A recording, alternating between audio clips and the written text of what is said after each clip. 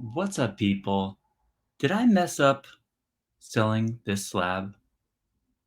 Stay tuned to find out.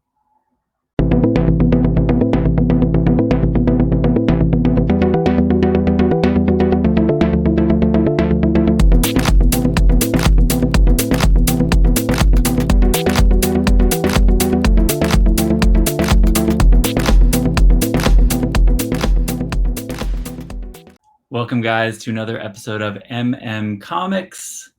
I'm going to talk today about having sold this slab, whether I sold it too early, whether I should have sold it at all. We're going to get into it because I'm having a little bit of seller's remorse about this slab here. This is Thor 134 in an 8.5 off-white pages CGC. Beautiful book. I bought this book raw on eBay probably like 6 months ago now, and I just kind of got lucky with the sale. I think I probably bought it for under $100, somewhere in the raw. So as a seller, you always have to ask yourself, is this the right time to sell? And honestly, you can drive yourself crazy with this question. And I've thought about it a lot over various sales from one book to another. What is the rationale behind selling now? And honestly, if you overthink it, you're going to drive yourself crazy. So that is my first point, is sometimes you can't overthink it. Sometimes you just have to pull the trigger and say, hey, I'm making some profit on this. I got to take profit where I can, to sort of keep my hobby, keep my business afloat, whatever the case.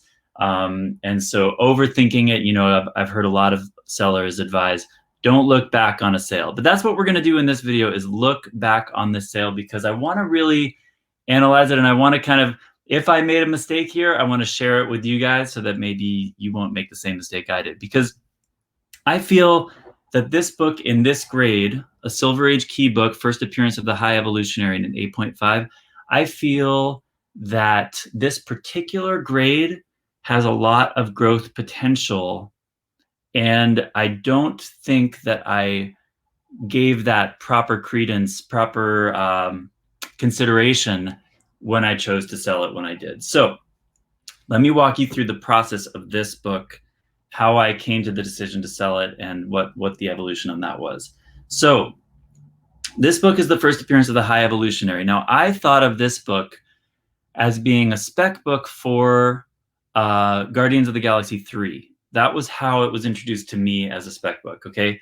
And the reason for that was in terms of the origin of Rocket Raccoon. There was advanced reporting about Rocket's origin being linked to the High Evolutionary, because he's a character who apparently, does a lot of like experimental DNA kind of mashing up of different kinds of organisms and creating new ones. So the thinking, I think, originating in the comics, is that the High Evolutionary would have some bearing on the origin of Rocket Raccoon, and speculation was that High Evolutionary would then come into play in the plot of Guardians 3. And now, as some of you know, Guardians of the Galaxy 3 was supposed to probably have been in production now, if not for some kind of Twitter mishaps on the part of James Gunn, where, they dug up some tweets of his from the late 2000s, and, he had some ill-advised wording, kind of like un-PC humor that doesn't age well. And, instead of a slap on the wrist, they fired him, Marvel did, from the Guardians franchise. And he said, okay, well, screw you guys, I'm going to go to DC and make Suicide Squad 2. In the meantime, the backlash around that, because James Gunn was sort of, the genius behind the success of Guardians 1 and 2, they kind of had a mea culpa and said, okay, we'll take you back. We don't care about those tweets from the 2000s. We're going to take you back. And by then he was like, well, I'm already on course for Suicide Squad 2. So that is why Guardians 3 is so sorely delayed, besides COVID and the whole pandemic and all that. So that's just some background around the spec of this book. was like I was sort of hunting a high grade copy to get graded because of spec I'd heard on channels like Lords of the Long Box and stuff like that. That was my thinking in getting this book purchased, pressed, and slabbed. Okay. Now, as some of you know, CGC is, experiencing huge long delays in terms of turnaround time, and the worst turnaround time is for value tier books from the Silver Age or older, 1974 and older to be precise. So CGC grades everything 1975 and newer as modern, and 1974 and older as not modern. It's very it's very broad, those two categories, but 1975 is the cutoff point for being a modern book. Now, anything older than modern and under $200 in value as a raw book goes into the value tier, meaning you're going to get it processed cheaply in the value tier, but that tier is going to be slow AF. Okay, that's going to be like molasses slow. Because when you think about it, these are the books that take longer to grade. They take more consideration, more maybe expertise, maybe some of their higher echelon graders are assigned to them because there's a lot more defects to consider, older books, older paper, so forth, so on and so forth. And basically they're not the highest priority because they're not worth the most money, right? Like if you're grading an AF-15, you're going to be paying a premium to get it graded because it's so valuable, and therefore you're going to get it seen more quickly, right? So this book falls into the sort of budget tier, the value tier. So unless I had fast tracked this book, it's going to just go. It basically took 4 or more months to get back to me. So that is all to say that when I got this book back last week, finally from CGC, I had been waiting for it to get back for 4 months. Now I have a lot of money, a lot of resources tied up into this grading process, right? So what I did was sort of do a quick scan of the books and say, okay, which book, I got to sell some of these, right? To sort of recoup my costs and bring some money back in. Which books am I ready to sell? And I'm like, first of all, I'm super pleased with this grade, the 8.5. So happy with this grade. I was expecting an 8, maybe a 7.5. So this is one of those gift grades where it's like, wow, this book is really pricey in this grade. I only spent, $100 or maybe 120 after the grading or something on this book. Getting $400 for it would be a big win. So I said to myself, let's sell this. I don't know what's going on with the spec of this book. Guardians 3 is still off in the future. Let's just take a gain on this one and get it sold, right? So I pull it to sort of offer up in my auction that week. Now let's look at the numbers for this book. Okay, I'm gonna share my screen now. Share screen, Chrome tab. I'm gonna share. Let's start with GPA. Okay, I'm gonna share GPA with you. Now, all right, we're looking at GPA, right? I've already pulled up this book. Another video for another time, I'm going to talk about the difference between GPA and Go Collect. Okay, let me see if it doesn't change over. So we're going to talk about the difference between GPA and Go Collect another time. But right now, I'm going to show you by way of this example a little bit of the difference between the two. So GPA, I search for the title, Thor 1966. I go to the issue number 134. I go down to my grade. Okay, 8.5 Universal Blue Label, right? Now let's look at the sales data. In the last 90 days, the average is 481. Okay, with the last sale being 442. So I wrote down that information for myself when I decided how to price this book, right? Looks like it was actually a heavier spec back in 2019, right? Because there was all that heat about Guardians. So at that time, interestingly, it was trending about $100 more, right? So then it dropped off, it cooled down a little bit in this particular grade anyway. And it went back up to 481 in the last 90 days. We don't really know. I didn't know why at the time. Okay. Let's just look at one grade up by comparison. One grade up. Wow. 9.0, you're looking at $800 across the board, pretty much 800 average in the last couple of years. So that's interesting. That should have been my first clue, guys. That should have been my first clue. Maybe don't sell this book right now in this grade, because look at that jump from 8.5 to 9.0. You're looking at, a 450 average to an 800 average. That's a double. That means, to me, there's a lot of room for it to grow in this grade, because when people get priced out in the grade above, they're going to start looking to the grade below. Okay, right now, $400 in this grade is a steal if you can't get the 9.0 for less than 8, right? So that's part of my whole point. My whole inspiration for this video is trying to go over that logic. Now let's just compare Go Collect for funsies. Now let's see if I can go back to, okay, stop screen. Now I'm going to do share screen. I'm just learning this format here. I'm going to share Go Collect now. That's the wrong Go Collect. Sorry, hold on. Stop screen, share screen. Let's share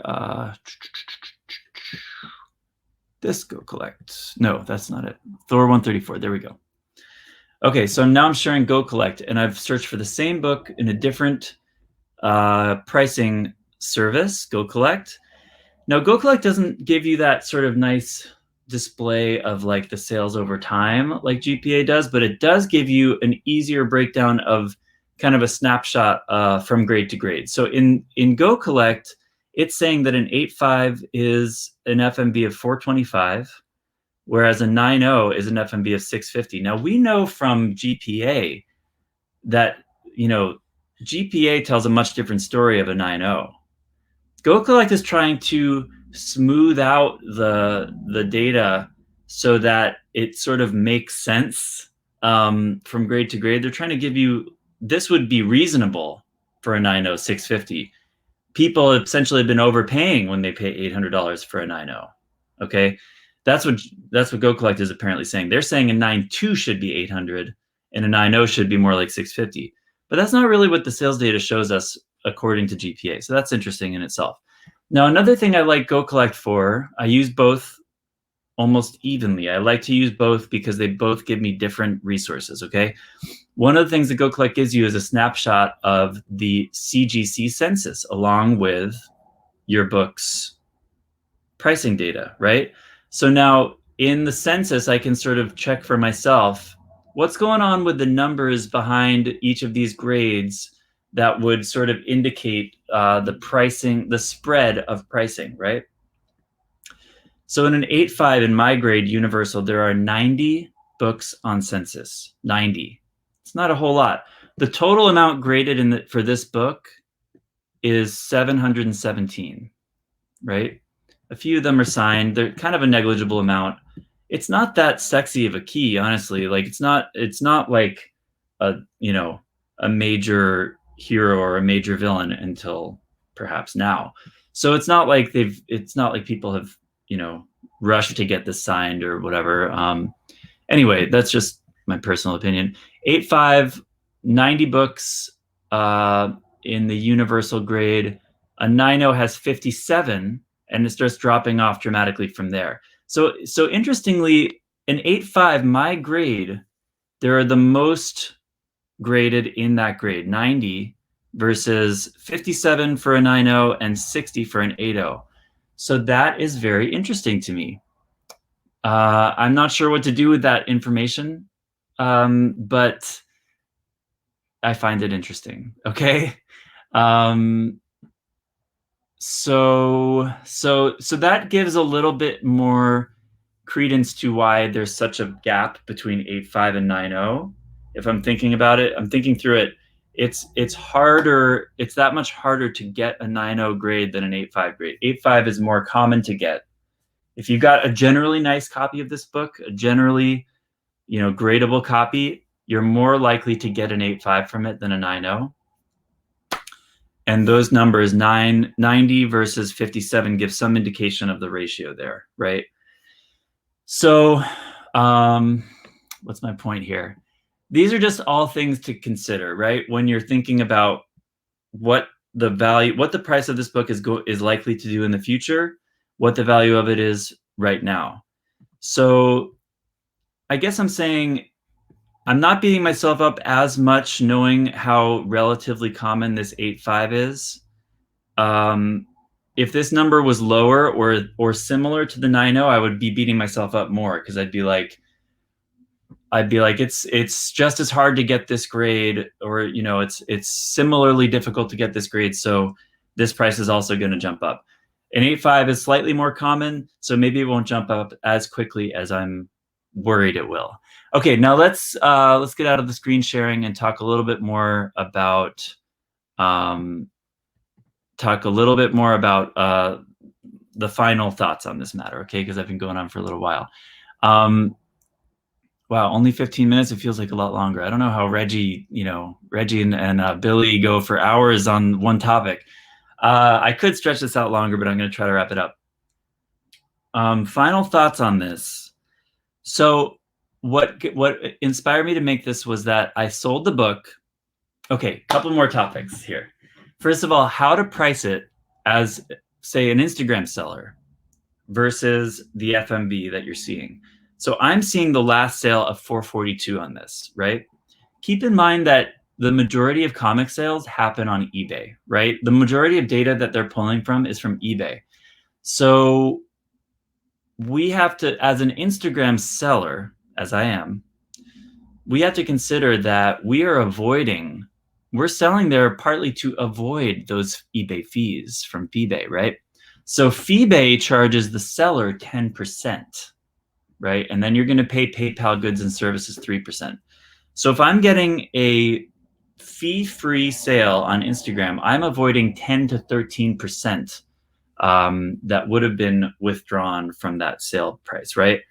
So part of the whole game of Instagram selling is you find the FMV and then just say knock off 10%, right? Just knock 10% off.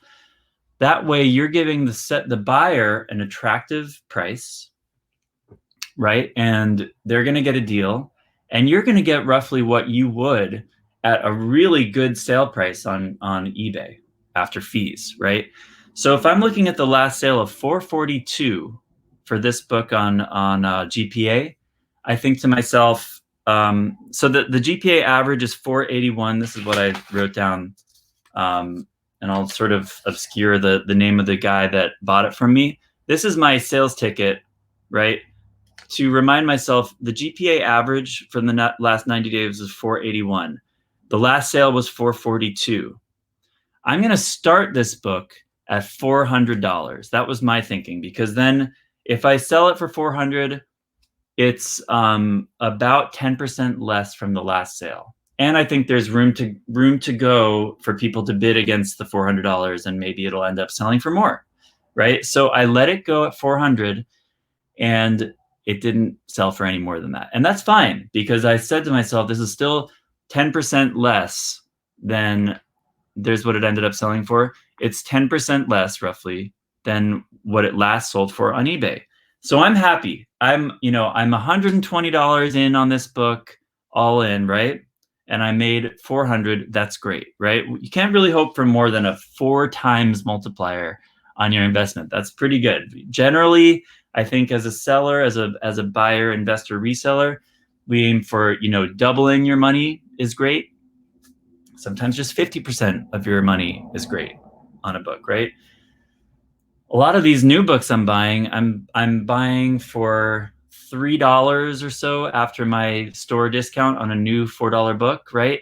And I'm selling them for $5 sometimes, and that's a return of, if I sell them for $6, I'm basically doubling my money on those new books.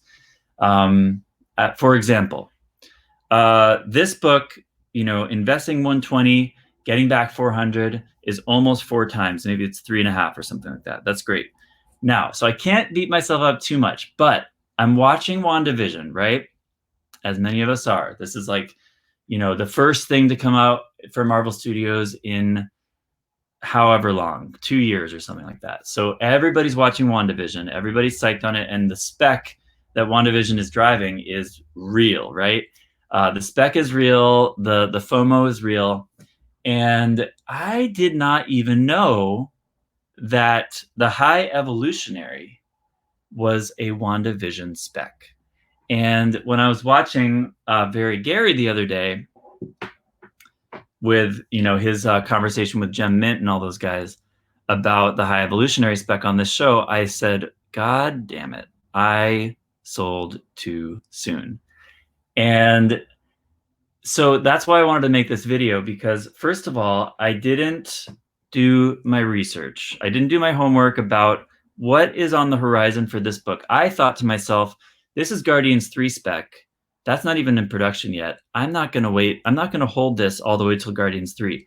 If I had any idea that there was WandaVision spec on this book, I would have held it until obviously he appears in the show, because the other convention of conventional wisdom about selling is, if it's spec related, you've got maybe 4 or 5 different chances to sell it and make a profit in a price spike. Okay, the first chance is in general spec. Okay, in this day and age, the spec cycle is such that if Comic Tom or Key Collector or any of these influencers mentions the book, including myself, don't have any kind of following like that, but if I mention it in one of my live sales, it might drive a little bit of a spike. It's just the reality of it. It's just the mention of a possible future spec. That is one time to sell if you already have the book, right? Because then basically people are looking for it, and they might pay a couple dollars more for it than they would have if there was no mention of it at all, right? So that's like phase 1, okay? Phase 2 is official announcement. Like, for example, there was spec forever on Gore the God Butcher, right? But when Feige announces Gore the God Butcher, like, it is announced, it's happening, that's a whole new ballgame. That book, went from $180 9.8 to a $450 9.8 overnight. Okay, that's a huge spike, and that is actually when I chose to take my gains from that particular book, for example. However, I probably could have made more on that book if I'd waited for phase 3, which is, say, the first trailer where you see Christian Bale as Gore. Or, maybe just a still shot, maybe just a behind-the-scenes still shot of Christian Bale as Gore, and you're like, oh my God, this is going to be amazing. It's any of these little moments in the cycle when attention gets drawn to this book, right? So there's spec, announcement, trailer, and then the actual damn movie, right? Those are kind of like the waves of price spike that you can sell a book at, right? And you might be able to buy the book at any dip in between those peaks. Okay, so buy low, sell high if you're trying to make money in this hobby.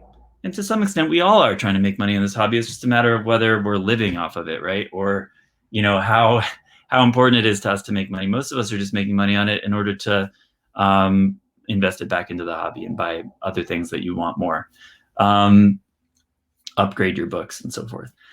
So anyway, I was not aware of this particular opportunity with this character. The High Evolutionary is apparently looking like he's gonna be in WandaVision, and probably introduced in WandaVision so that he can be a big player in Guardians 3, I would guess. The best spec right now is it's the character, I think his name is Hank, I can't remember exactly, the African-American guy with the fro in the 70s, when he's trimming the hedges and he starts trimming into the brick wall. That is apparently a nod to this character, and that is probably who that character is going to end up being. So that's just my bad. I watch all the YouTubers. I try to stay up on my spec. I was not up on this spec, and I thought this was dead until Guardians 3, so I said, time to sell. Now, the other reason it was a bad time to sell for me was because of what I mentioned about the now I'm sharing my screen again. Because of what I mentioned about the price gap here. Sometimes people talk about buying a book on the bubble, okay? This book in this grade is on a bubble, meaning if I have it, I should wait until it reaches the next grade's price tier. The next grade's price tier is almost double, okay? You know, let's look down at 6.5. You know, 90 days. 172, 70, 198, 75, big jump, 288, 80, pretty big jump, 332, 85, bigger jump, 480, and then we go, woo! This is where the big unknown is. Now let's look at one more. I'm going to share one more thing with you guys, which is eBay. Okay, we're going to share eBay. Let's look at one more thing to sort of show how much I messed up, okay? I'm going to show you eBay, share screen. Chrome tab, eBay, Thor 134. Now, let's look at what's available on eBay. Let's look at what's available in an 8.5. This is the other thing I check whenever I think about selling a book. Okay, we're not saying this is already worth this, but we are saying that if someone's looking for this grade on eBay, they cannot get it for less than this price. Okay, they cannot get it for less than $6.29 buy it now, $6.45 shipped. They cannot get it for that or this or that or this. No current auctions in that grade. Okay, that's the thing about older books, Silver Age, Silver Age high grade books. There aren't that many of them out there, right? So if you're looking for an opportunity to invest in this book, you got to find someone like me who's like, hey, I got it for 400. You're not going to find it on eBay right now, okay? Especially as it becomes more mainstream knowledge, more common knowledge that this character is in the MCU. Right now, it's a little bit veiled. It's a little bit insider, but he's in the damn show right now, and I didn't know it when I sold it, okay? That's on me. All right, so this is what's available, and this is what is recently sold. I'm going to go over to the sidebar, sold items. All right, last sold, and this is what the data from GPA told me, was that the last sold was 442 with 22 bids on December 4th. Okay, now what are we at? January 22nd now? I should have thought about all these things. I should have thought about how long ago this sold, what the next book is available for, and the fact that it previously sold for 680. God damn it! I mean, what am I thinking? So instead of just looking at that GPA tab, I should have thought about all this stuff, how infrequently it sells, right? November 404 with bids, 680 straight up claim. Somebody straight up claimed it for 680 in November. 442 with bids in December. And that's it. And the next one that's available is 630. So my whole rationale for 10% off the last sale, that's all well and good. But in this case, I could have gotten probably $550 right now, because it is a hot book and it's spec'd on, and it's still going to be less than what you could get it on eBay for, right? So these are all things that we should consider when we think about selling a book, okay? Especially a big key book like this. Frankly, guys, I got this back. I was waiting 4 months for it. I was happy with the grade. I was happy with what it goes for, and I wanted the $400, and in the end, I could have gotten another 100 for it, yes. But would I have made the sale as easily? Probably not. And, I could have waited. I think the biggest thing is I could have waited one more month on this. And let's see, I'm going to return to this in a month and see what the 8.5 goes for. I'll bet you the next sale of 8.5 is going to be one of those 600 books. And I bet you the one after that is going to be 800. bet you anything. As soon as we see the High Evolutionary in like some kind of a form, like costumed, like real, real character rather than the camouflage of the Brady Bunch or the 1970s or whatever, we're going to see fireworks on this book. So that's what I wanted to talk about today, was how I messed up on the sale. But shout out to the buyer. You got a good deal. I'm glad to have been able to give it to you. And that counts for something too, just being a seller that gives good deals, right? Can't be mad at the profit I made on the book, and having been able to pass it along for a good price to a community member is also a good thing. So that will do it for this video, guys. That was a good half hour. Hope you enjoyed this little monologue. Please comment below. Let me know what you thought.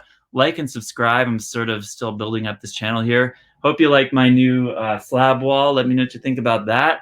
I'm going to be building on that in the future, and also cleaning up that eyesore that's where I ship books from. So that's why that's such a mess over there. But still growing the channel. If you can like, subscribe, let people know I'm doing this now, I would much appreciate it. And have a great day, guys. Thanks.